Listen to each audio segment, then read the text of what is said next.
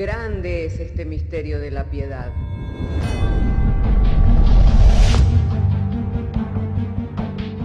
Si se destruyeran los fundamentos, ¿qué ha de hacer el justo?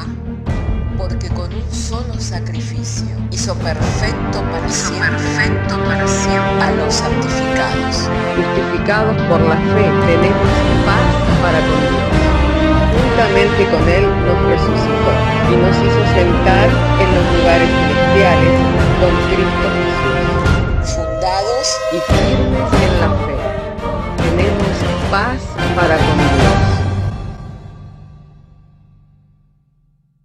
Bienaventurados los pobres en espíritu, porque de ellos es el reino de los cielos. Bienaventurados los que lloran, porque ellos recibirán consolación. Bienaventurados los mansos, porque ellos recibirán la tierra por heredad. Bienaventurados los que tienen hambre y sed de justicia, porque ellos serán saciados. Bienaventurados los misericordiosos, porque ellos alcanzarán misericordia. Bienaventurados los de limpio corazón, porque ellos verán a Dios. Bienaventurados los pacificadores, porque ellos serán llamados hijos de Dios. Bienaventurados los que padecen persecución por causa de la justicia, porque de ellos es el reino de los cielos. Bienaventurados sois cuando por mi causa os vituperen y os persigan, y digan toda clase de mal contra vosotros mintiendo. Gozaos y alegraos, porque vuestro galardón es grande en los cielos.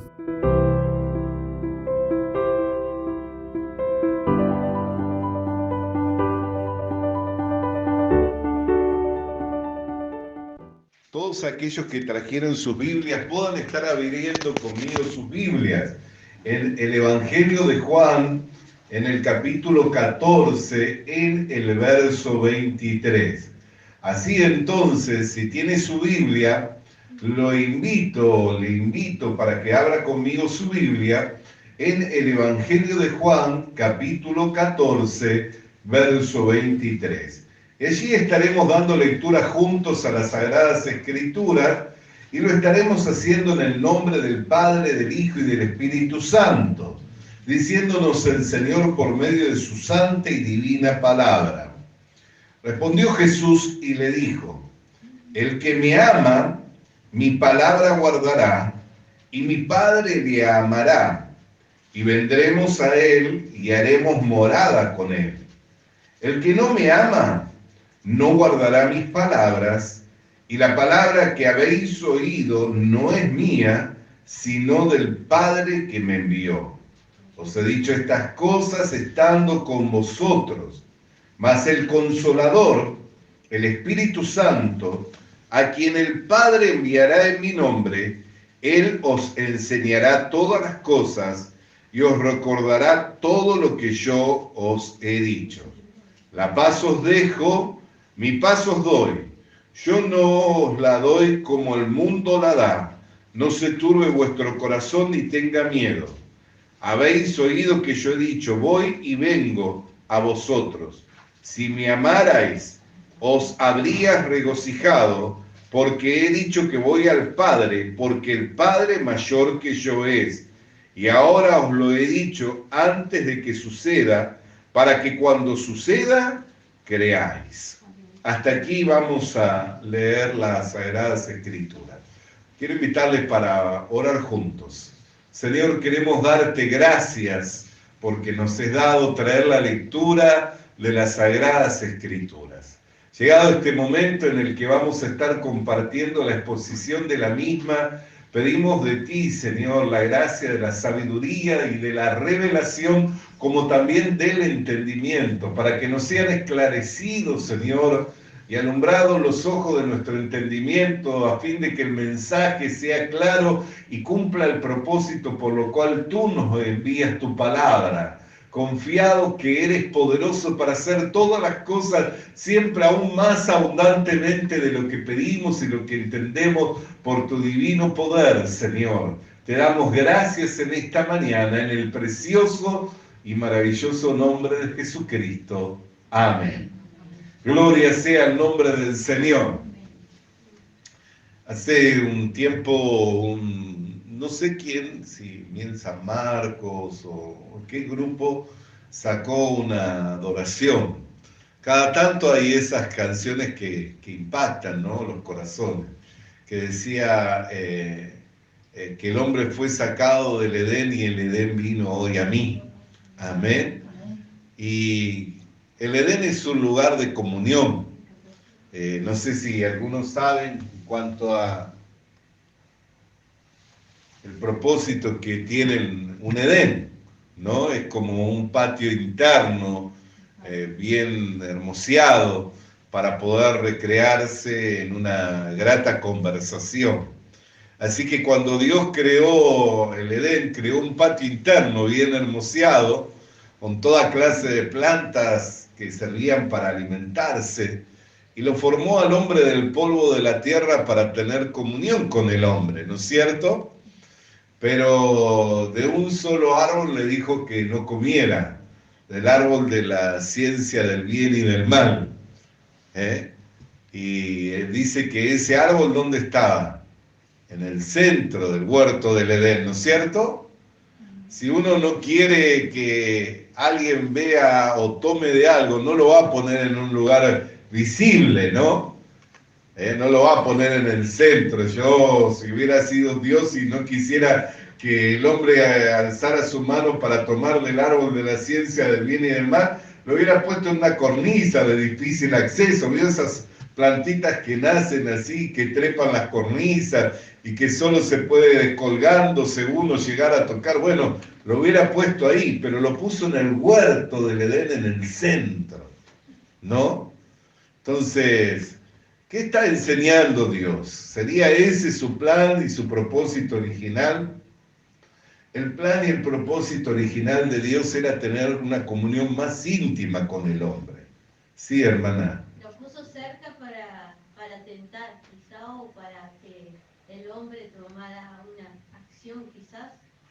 En realidad Dios no puede ser tentado ni tentar a nadie, porque así lo dice la palabra de Dios en Santiago. Al estar tan cerca, quizás el hombre dice, es fácil el sexo, entonces lo puedo tomar.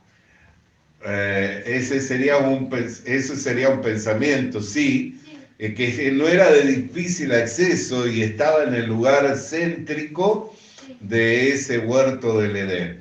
Pero la razón no es que Dios quería que el hombre se degradara por el pecado. ¿Por qué? Porque Dios no puede ser tentado ni tentar a nadie. Y lo cierto es que el hombre fue creado para tener comunión con Dios.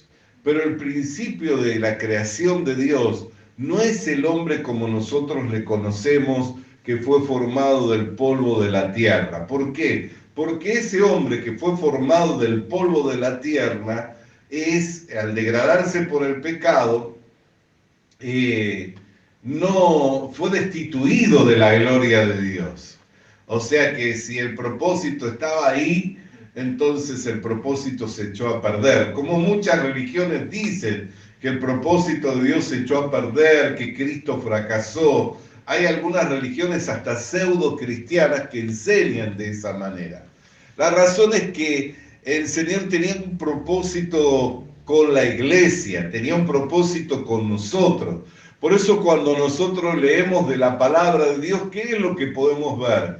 Que dice, todo aquel que me ama, mi palabra guardará. Amén. Y vendremos y haremos morada en él. Por eso me gusta esa canción que dice, y trajiste el Edén a mi corazón. Amén. ¿Por qué? Porque habla del propósito original de Dios. El propósito original de Dios es con la iglesia. Y por eso es que para nosotros ser miembro, parte de la iglesia, miembro, parte del cuerpo de Cristo, y ser la iglesia del Señor, tiene ello un privilegio muy grande, una honra muy grande. Mire cómo escribe el apóstol Pablo en Efesios, en el capítulo 2. Quisiera que pudiera leer conmigo. Efesios, si tiene su Biblia, me gustaría que pudiera leer conmigo allí en el capítulo 2. ¿Y qué es lo que dice la Escritura? Versículo 10. Porque somos hechura suya, creados en Cristo Jesús para buenas obras, las cuales Dios preparó de antemano para que anduviésemos en ella. Amén. Somos hechura suya. Esa palabra hechura significa la labor de un artista, la labor de un artesano, el trabajo de un artista y el trabajo de un artesano. ¿Cuándo queda conforme el artista? Cuando ve la excelencia. Cuando ve la excelencia de lo que está creando, según su principio, su concepto de lo que es excelente, según su principio, su concepto de lo que es hermoso o de lo que es aquello que él quiere expresar por medio de su artesanía, por medio de su trabajo, está finalizado. Bueno, la Biblia dice que nosotros, la iglesia, somos el trabajo de un artesano. Por eso, al leer la palabra de Dios, nosotros podemos ver lo que hoy mencionaba nuestra hermana, amén, allí en la carta a los Corintios, que donde está el Espíritu de Dios, allí hay libertad. Dice, Moisés a la verdad tenía puesto el velo, dice, miraba como a través del velo, pero el velo será quitado cuando Cristo venga al corazón del hombre. ¿Por qué? Porque donde está el Espíritu de Dios, allí hay libertad. Amén. Entonces, cuando viene el Espíritu Santo, la palabra de Dios, que es tan difícil de entenderla, comienza a ser más hermosa y más dulce que la miel. Comienza a ser un deleite para nuestra vida. Entonces podemos ver que el propósito original de Dios siempre fue y es con la iglesia. Por eso la Escritura dice que nosotros somos hechura suya, creados en Cristo Jesús. Y Cristo desde antes del mundo es.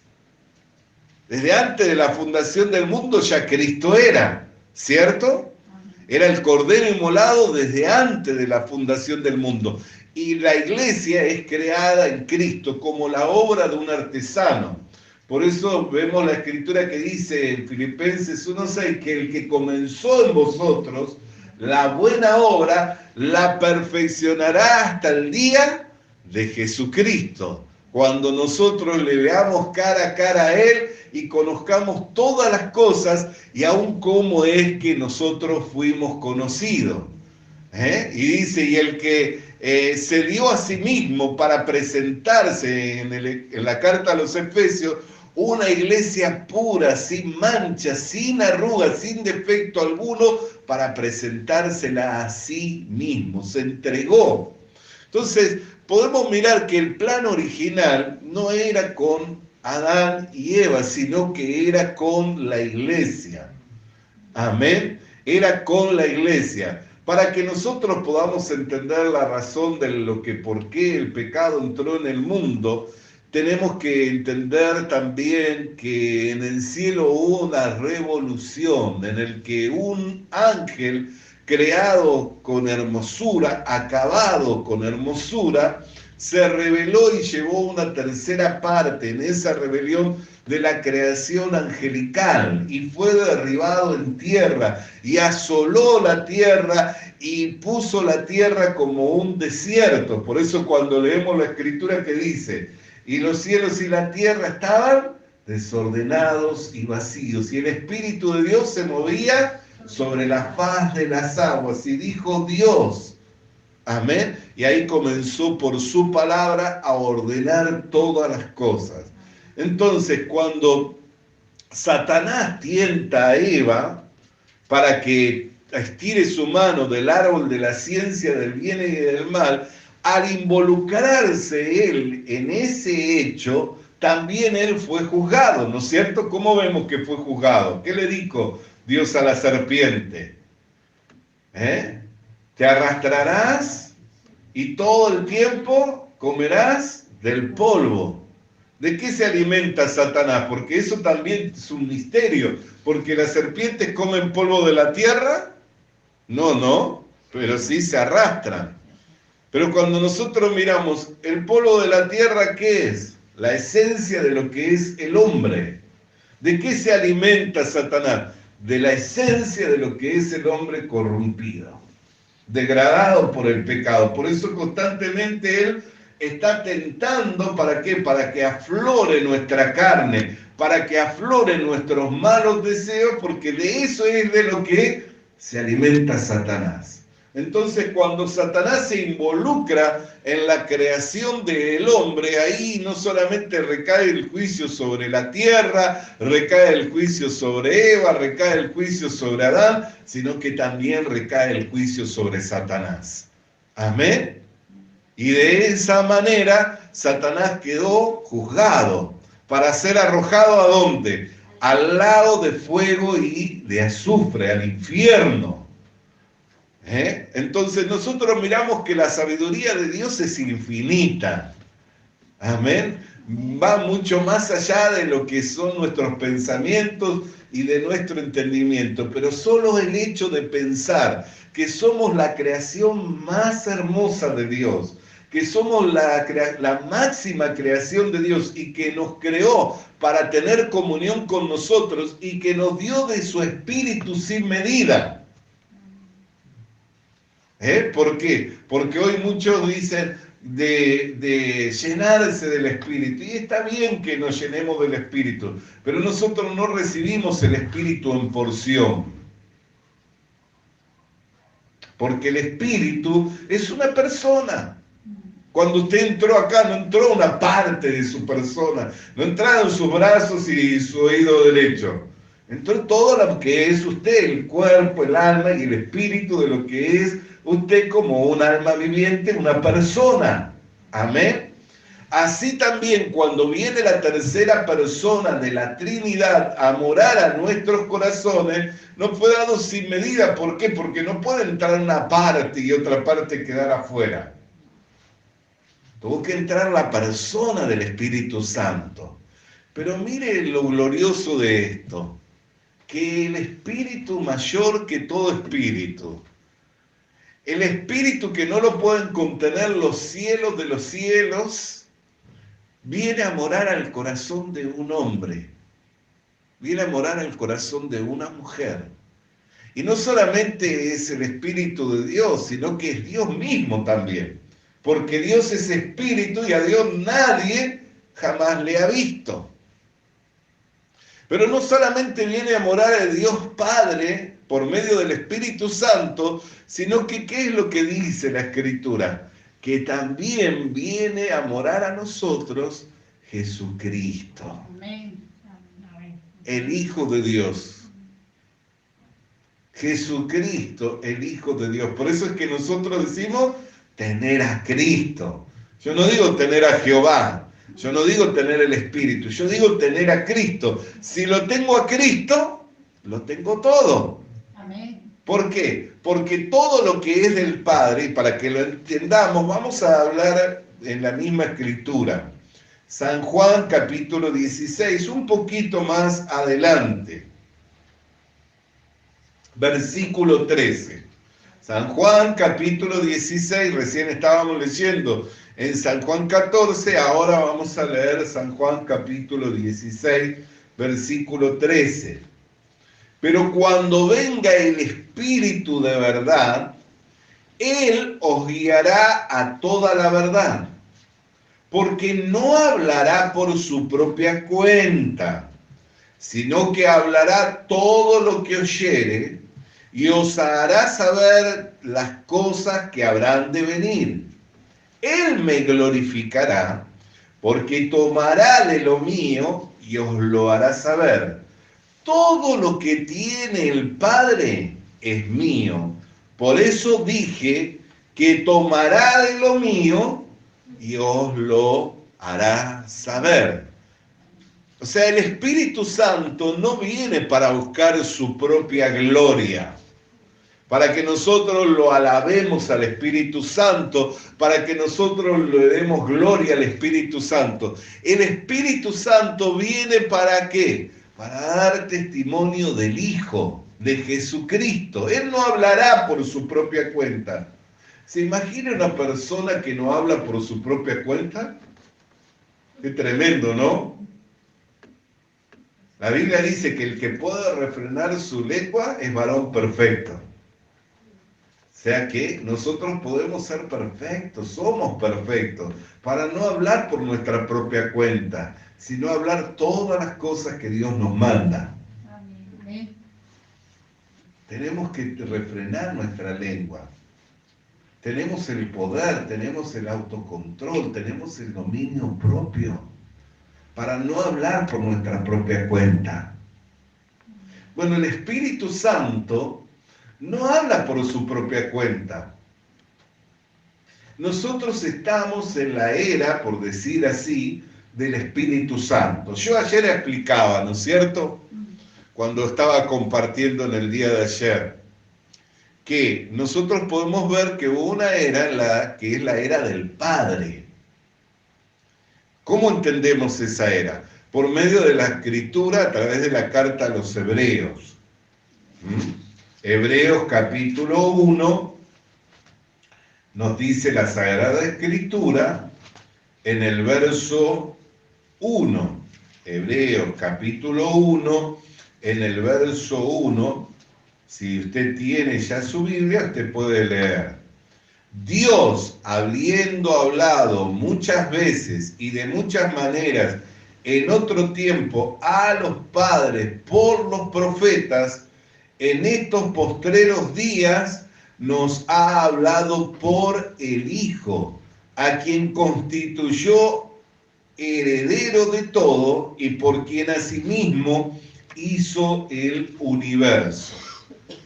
Dios el Padre, habiendo hablado muchas veces y de diversas maneras a los padres por los profetas. Bendito sea el nombre del Señor. Por eso ese tiempo terminó y concluyó ¿con quién? Con el más grande de todos los profetas. ¿Quién es el más grande de todos los profetas? Juan el Bautista. Entre los nacidos de mujer, dice la Escritura, no hubo mayor profeta que ¿quién? Que Juan el Bautista. ¿Pero qué dijo Juan el Bautista? Es necesario que yo mengüe para que él crezca, porque ahí terminaba la era del Padre. Es más, cuando en el monte de la transfiguración Cristo se transfigura delante de sus discípulos, Pedro, Juan y Jacob, a un lado estaba Moisés y el profeta Elías. ¿Y qué dijo la voz del cielo? Este es mi hijo, a él oírle. Estaba Moisés, tenía mucho para decir Moisés. ¿Cuánto habló Moisés? Todo Génesis, todo el Pentateuco escrito por Moisés. Amén. Tenía mucho para decir. Elías, el profeta de fuego, ¿tendría para hablar Elías? Sí. Pero ¿qué dice la voz? Este es mi hijo, a él oírle. Ya Dios no hablaba sino por medio del Hijo. ¿Por qué? Porque el Hijo no venía a buscar su gloria, sino que todo lo que había oído y había visto del Padre era lo que él hablaba. Pero cuando Cristo asciende a lo alto, por eso él dijo, si supieras a dónde voy, os gozarías. ¿Por qué? Porque él enviaría al Consolador, el Espíritu Santo, quien no hablaría por su propia cuenta, sino que tomaría de lo de él y nos lo haría saber. Y ahí comienza la era del Espíritu Santo. Pero yo no necesito la voz audible de Dios, porque Él no me va a hablar nada nuevo. Toda la Escritura es inspirada por Dios. Los hombres de Dios escribieron siendo inspirados por el Espíritu Santo, ¿no es cierto? ¿Y qué dice cuando termina este libro sagrado? Todo el que añadiere a este libro, las plagas de las que están mencionadas en este libro vendrán sobre él. Y todo el que le restare a este libro, su nombre será quitado del libro de la vida. O sea que es un libro que está cerrado. Si Dios hubiera querido hablar algo más, Entonces aparecería la tercera carta a los Corintios. ¿Saben que hay una tercera carta a los Corintios? La Biblia habla de que hay otra carta, sin embargo no apareció. ¿Por qué no apareció? Porque Dios no tenía interés en que esa carta llegara hasta nosotros. Es más, todo lo que ha ido apareciendo a través de los hallazgos arqueológicos han ido apareciendo para corroborar y para certificar y confirmar que lo que está escrito es palabra de Dios. Es más, este libro sagrado fue escrito en 1400 años por varios autores, en diferentes épocas, en diferentes contextos, en diferentes lugares geográficos, y todos tienen un mismo pensamiento, un mismo hilo conductor: Dios salvando a la humanidad. Dios salvando a la humanidad. Entonces, el plan de Dios no era con el hombre, creado en el polvo de la tierra. El plan de Dios era con la iglesia, lo cual es una nueva creación, creada según Dios en la justicia y la santidad de la verdad.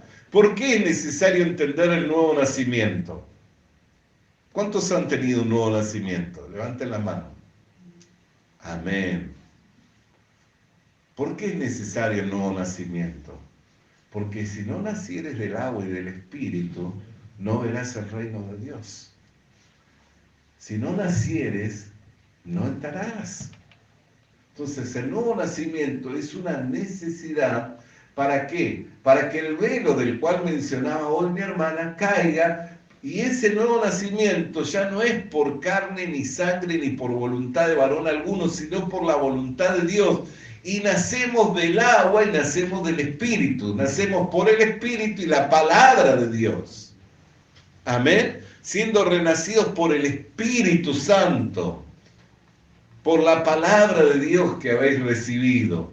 Entonces, el nuevo nacimiento es necesario ¿para qué? Para que caiga el velo, para que no veamos oscuramente y para que nosotros podamos recibir el Espíritu de Dios. Por eso es que el Padre hablaba, y todo lo que hablaba lo hablaba ¿para qué? Para que señaláramos a Jesucristo, lo señalaba a Jesucristo. Cuando Cristo vino, se manifestó como el Hijo de Dios, pero no todos a los que Él vino le recibieron, ¿no? A los suyos vino, dice, y los suyos no le recibieron, pero los que le recibieron, que son los que creyeron en Él, le fue dada la potestad de ser hechos hijos de Dios. Por eso dice, si mis palabras moran en vosotros, como hemos leído en un principio aquí, si el que me ama mi palabra guardará, y mi Padre le amará, y vendremos a él y haremos morada en él. El que no me ama no guardará mis palabras, y las palabras que habéis oído no es mía, sino del Padre que me envió. ¿Qué es, hermano querido, amar la palabra, guardar la palabra? Nosotros somos salvos por el poder de Dios. Y la Escritura es bien clara. Dice, por gracia soy salvo por medio de la fe, ¿no? Efesios 2:8. Sí. Por gracia soy salvo por medio de la fe. Romanos capítulo 6, verso 5, o 4, verso 5 dice que ha sido dado por medio de la fe para que sea por gracia. ¿Qué es amar y guardar su palabra? La fe es por el oír y el oír de la palabra de Dios. Entonces, cuando yo recibo el testimonio de que Jesucristo vino al mundo a morir por los pecadores y que Él murió derramando su sangre para que por medio de su sangre yo fuera redimido de mis pecados y que resucitó para mi justificación, si yo amo la palabra, ¿qué digo a ese mensaje? Amén. Así es, digo. Entonces, cuando yo guardo la palabra, a pesar de lo que veo, a pesar de lo que siento, a pesar de lo que digo, yo digo, Dios permanece siendo veraz. Y si Dios dice que ya no ve en mí maldad alguna, que ya no ve en mí pecado alguno, como hoy leía a nuestra hermana en Números capítulo 23, ¿usted cree que no había maldad en Israel? Eran malditos. Cuando se formaba, recién se estaba formando la nación de Israel, tomaron a una de las hijas a una de sus hermanas y abusaron de ella. Y luego el que abusó quiso tomarla por esposa porque se agradó tanto de ella que la quiso tomar por esposa. Y estos se la entregaron, pero con la condición de que se circuncidaran como ellos eran circuncidados, sabiendo que les iba a llevar 7 días de dolor. Cuando estos se circuncidaron, toda esa tribu, para poder entrar en la nación de Israel, ¿qué hicieron los primeros hermanos? Desenvainaron la espada y salieron a matarlos a todos. ¿No es eso un pensamiento malo? Porque su hermana fue deshonrada, pero después todos querían honrarle. Pero estos no perdonaban, eran sin misericordia alguna. Y así era la nación de Israel, era rebelde. Moisés estaba bajando con la ley y ellos dijeron, se tarda, hagámonos dioses, volvámonos a Egipto. No eran un pueblo rebelde. Sin embargo, ¿qué dice? No he visto maldad en Israel. A quien Dios quiere justificar, justifica. A quien Dios quiere perdonar, perdona. A quien Dios quiere salvar, salva. ¿Qué hay si de una misma masa Él quiere hacer vasos de honra y vasos para deshonra? A Faraón endureció, dice. Él lo endureció. De quien quiere tener misericordia, tiene misericordia. Por eso no es de quien cree, ni de quien corre, ni de quien quiere, ni de quien corre, sino de quien Dios tiene misericordia. Ahora, cuando venimos al conocimiento de todas estas cosas, porque es de lo que estamos hablando, de la máxima creación de Dios, y que Dios se complace en habitar en nuestros corazones, el Dios que lo llena todo en todos, cuya tierra es el estrado de sus pies y los cielos de los cielos no lo pueden contener, viene a morar en nuestros corazones por medio del Espíritu Santo. Y si nosotros le somos infiel, ¿cómo permanece Él? Fiel. ¿Qué quiere decir? Que yo puedo dejar de ir a la iglesia, puedo dejar de orar, puedo dejar de congregar, pero Dios sigue estando ahí conmigo. Como con tantos que han dejado de ir a la iglesia, como con tantos que han dejado de servir, como que tantos que han dejado de hacer las primeras obras, pero Dios sigue estando ahí. ¿Por qué? Porque Él no puede negarse. Él permanece fiel. Imagínese una persona redimida. ¿Cuánto odio le tiene el diablo que ya está juzgado y condenado al infierno? ¿Sabe lo único que impide que el diablo no le destruya? Es que cuando le ve a usted, él ve el sello de la redención de la posesión adquirida. Cuando el diablo le ve a usted, ve el sello de la posesión adquirida por Dios. Por eso es que no le puede tocar. Pero si Dios, ¿y ese sello qué es? El Espíritu Santo que nos fue dado. ¿No es cierto? Dice, de manera que habiendo oído y habiendo creído la palabra verdadera del Evangelio de vuestra salvación, habéis sido sellados con el Espíritu Santo de la promesa. El sello es el Espíritu Santo. Por eso es que no le toca. Y él sabe que está destinado a la condenación eterna, al infierno, pero usted va a ir a la presencia de Dios. Si Dios quitara ese sello, ¿qué haría el diablo con usted? Lo destruye en 2 minutos. En 2 minutos lo destruye. Menos lo destruye. Porque sabe, le conoce. A Jesús lo conoce y sabe quién es Pablo. También a Jesús lo conoce, sabe quién es Eduardo, quién es Silvia, quién es Glicerio, quién es Anabela, quién es Mariana, quién es Blanca, quién es Luis, sabe quién es Gustavo, sabe. Nos conoce. ¿Por causa de quién? Por causa del Señor. Por causa del sello que hemos recibido. Si quitara Dios ese sello, el diablo le destruiría. Por la razón por la cual no somos destruidos es porque Dios permanece siendo fiel. Amén.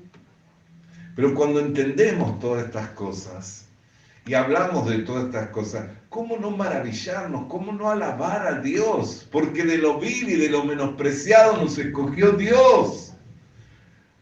De manera que lo que no es, llamó para deshacer lo que era. O sea, los que se creen que son alguien en este mundo, delante de Dios no son nada en comparación a usted y en comparación a mí. Rockefeller puede creerse con su fortuna que es la persona más famosa, más poderosa de la tierra. Putin puede creerse que es hoy el hombre más poderoso de la tierra. Pero delante de Dios, si Él no tiene el sello que usted y yo hemos recibido, no es nada, no es nadie. Pero usted es hechura suya, la creación de un artista. Es el mejor poema de Dios. Eso es lo que significa hechuras de Él. El mejor poema, la mejor creación de Dios. Creado en Cristo Jesús, no creado del polvo de la tierra. Por eso dice que fuimos creados en la justicia y la santidad de la verdad. Creados en Cristo Jesús. ¿No dijo Jesús que Él era la verdad, el camino y la vida? Y ahí fuimos creados nosotros en Cristo. Por eso dice, si la simiente de Cristo permanece en vosotros, el maligno no los puede tocar. Bendito sea el nombre del Señor. Entonces, cuando nosotros hablamos de estas cosas, ¿cómo no ensanchar nuestro corazón delante de Dios? Y cómo no creerle a Dios, siendo que no nos negó ni siquiera la vida de su Hijo y que ha creado no el Edén, se ha dispensado en nuestro corazón, ha venido a morar en nuestro corazón por medio del Espíritu Santo que nos fue dado. No el Edén. El Edén fue el principio de la creación natural, pero el principio de la creación espiritual es en Cristo. Dios reunió todas las cosas en Cristo Jesús. El Edén es el principio, se lo vuelvo a repetir para que pueda entenderlo. El Edén es el principio de la creación terrenal, pero no es el principio de la nueva creación, de la creación espiritual. El principio de la nueva creación espiritual no es el Edén, es Cristo. En Cristo reunió todas las cosas para reconciliarla consigo mismo, para que se cumpliera en nosotros lo que está escrito: si me amáis, mi palabra guardaráis, y vendremos y haremos morada en vosotros. El Dios que lo llena todo en todo, cuya tierra es el estrado de sus pies y cuyos cielos de los cielos no lo pueden contener, viene a morar a nuestros corazones y hacerse uno con nosotros mediante el Espíritu Santo que nos fue dado, lo cual no nos fue dado en porción ni en medida, sino que es la persona de Dios que vino a nuestros corazones y se derramó abundantemente. El amor de Dios. Por eso es que dice Romanos capítulo 5, verso 5, siendo justificados mediante la fe gratuitamente, nos fue dado el Espíritu Santo, el amor de Dios derramado en nuestros corazones por medio del Espíritu Santo. Y ese amor no tiene medida. excede a todo conocimiento. Si usted quiere conocer la altura, no hay medida para ello. Si quiere conocer la anchura, no hay medida. Si quiere conocer la profundidad, no hay medida. No tiene medida y nos fue dado por el Espíritu Santo. O sea que podemos tener experiencia con Dios, porque es la esencia de Dios, con el amor, por medio del Espíritu Santo que nos fue dado, sin medida. Mire si no es para gozarnos, para ensanchar nuestros corazones y para ver cómo Dios creó todas estas cosas de una manera perfecta, y el principio de Dios no estaba en esa creación natural, sino que estaba en esta creación celestial, espiritual, que es la iglesia, que es la hechura suya, que es el mejor poema, es la más alta creación. Por eso es que nosotros aún vamos a juzgar a los ángeles. Cuando el apóstol Pablo vio en medio de la iglesia que había disputas y que no había ninguno que tuviera estatura espiritual para juzgar esos hechos dentro de la iglesia, dijo: aún no solamente es vergonzoso que haya entre vosotros discusiones, sino que también las lleváis al mundo, esas cosas, para que venga alguien del mundo a juzgar cuando vosotros sabéis de juzgar aún a los ángeles. ¿Cómo esta creación, que es menor que la de los ángeles, va a juzgar a los ángeles? Por medio del nuevo nacimiento. Al nacer de nuevo, ya nacemos en una nueva creación, creada según Dios en la justicia y la santidad de la verdad, creados en Cristo Jesús. Eso es la más alta de la creación de Dios, y ese era el plan de Dios siempre. Por eso no puso el árbol de la ciencia del bien y del mal en la cornisa, porque tenía que juzgar lo que había en los corazones de los hombres, tenía que juzgar a Satanás mismo y tenía que manifestar, encerró a todos bajo desobediencia y bajo la condenación del pecado para tener misericordia de todos. Pero no todos creen, porque no todos han creído este anuncio, ¿no es cierto? Por eso es que no se habrá manifestado el brazo de Dios sobre todos. Usted ve y que el brazo de Dios no se manifiesta sobre todo. Pero para nosotros lo que hemos creído es poder de Dios para salvación.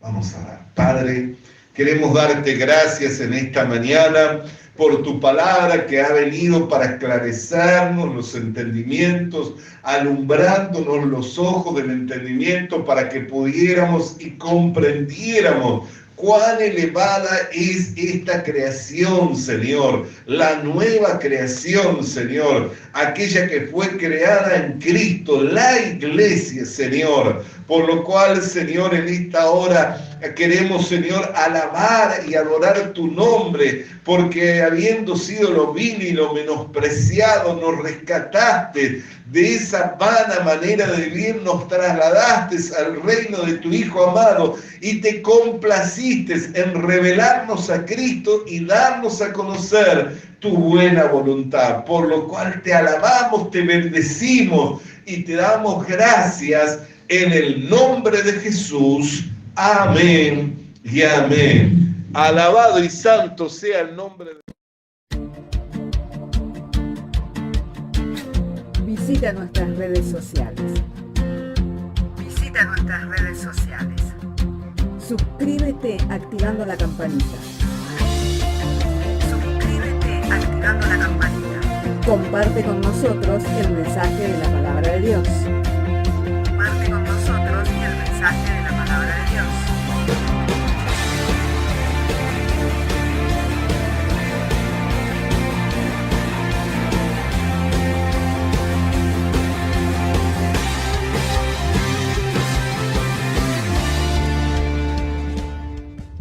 Le animamos a que consiga una Biblia,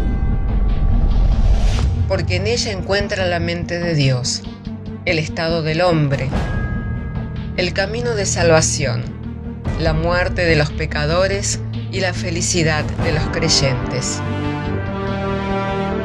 Sus doctrinas son santas, Sus mandamientos son obligatorios, sus historias son verdad y sus decisiones inalterables.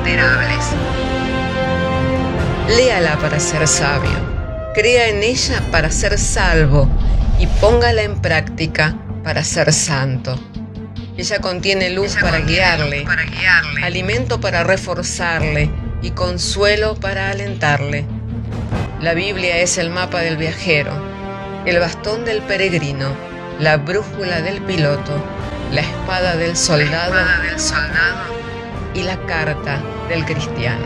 Le animamos a que consiga una Biblia,